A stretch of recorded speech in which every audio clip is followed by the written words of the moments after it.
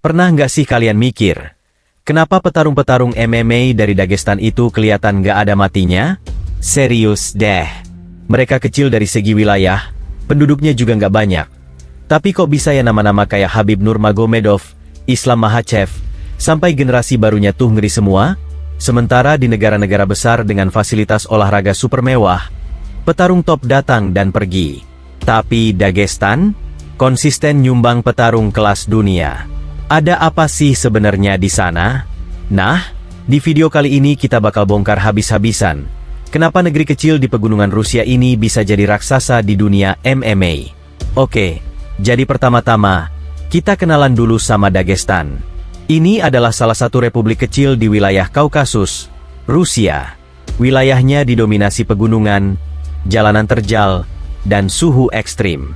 Gak heran kalau anak-anak di sana tumbuh keras. Secara lingkungan aja udah bikin mereka harus tahan banting dari kecil. Bayangin ya, bocah-bocah Dagestan itu udah biasa naik turun bukit, main di sungai deras, bahkan gulat sejak umur 5 tahun.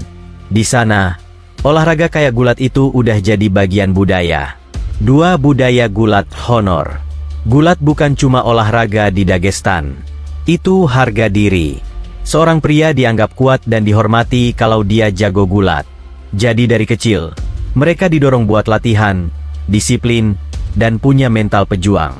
Dan ini bukan cuma karena orang tua, tapi karena lingkungan dan komunitas di sana memang begitu.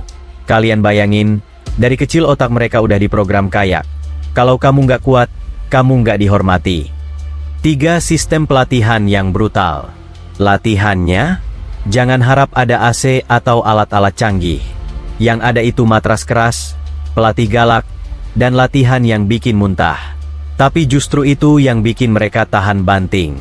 Mereka dilatih dengan metode lama yang keras tapi terbukti efektif. No pain, no gain itu bukan slogan doang di Dagestan, itu gaya hidup. 4. Khabib dan legasinya. Nah, masuk ke nama besar, Khabib Nurmagomedov. Dia bukan cuma petarung, tapi simbol dari kejayaan Dagestan di MMA. Setelah dia pensiun, dia langsung jadi pelatih dan mulai membangun tim bersama ayahnya, almarhum Abdul Manap, yang juga pelatih legendaris. Islam Makhachev, Usman Nurmagomedov, Umar Nurmagomedov, dan banyak lagi adalah murid-murid langsung dari sistem ini. Jadi ada regenerasi yang kuat. Mentalitasnya tetap sama, rendah hati, disiplin, dan kerja keras. 5. Faktor agama dan disiplin hidup. Satu hal yang gak bisa diabaikan, mayoritas orang Dagestan adalah Muslim taat. Disiplin mereka nggak cuma di gym, tapi juga dalam kehidupan sehari-hari. Mereka jauh dari gaya hidup hedon, fokus pada tujuan, dan ini bikin mereka punya mental yang stabil dan kuat. Mereka nggak cuma siap secara fisik, tapi juga mental dan spiritual.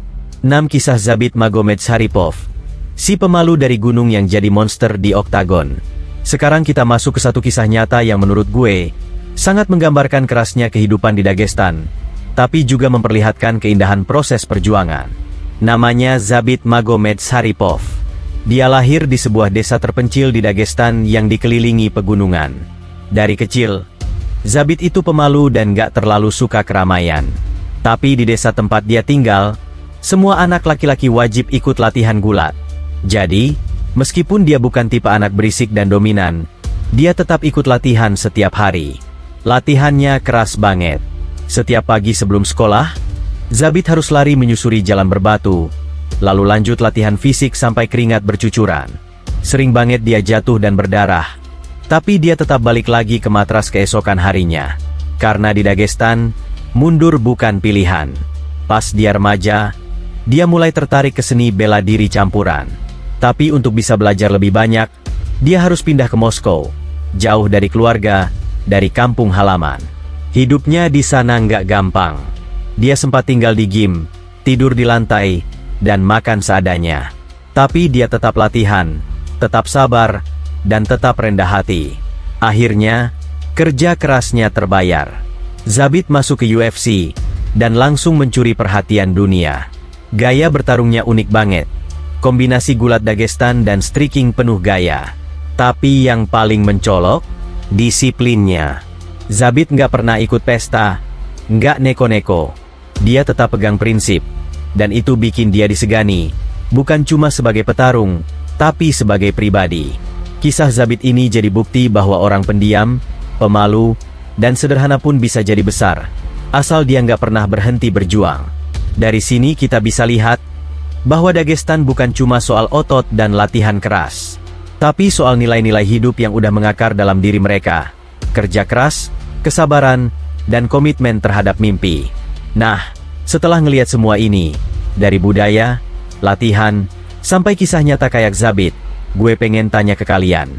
Apa pelajaran paling berkesan yang kalian dapat dari Dagestan? Tulis di komentar ya. Gue pengen baca pendapat kalian satu persatu. Dan jangan lupa, kalau kalian suka konten kayak gini, langsung aja klik like, subscribe, dan aktifin lonceng biar nggak ketinggalan video-video kita selanjutnya. Ingat, kita semua punya medan perang masing-masing, tapi semangat petarung itu bisa tumbuh di mana aja, bahkan dari tempat sekecil kamar kos, selama kita punya niat dan disiplin. Kalian nggak perlu jadi anak gunung buat jadi kuat. Kalian cuma perlu jadi versi terbaik dari diri sendiri. Dan itu dimulai hari ini. Sampai jumpa di video berikutnya. Tetap semangat, tetap latihan, dan jangan lupa, yang konsisten akan menang.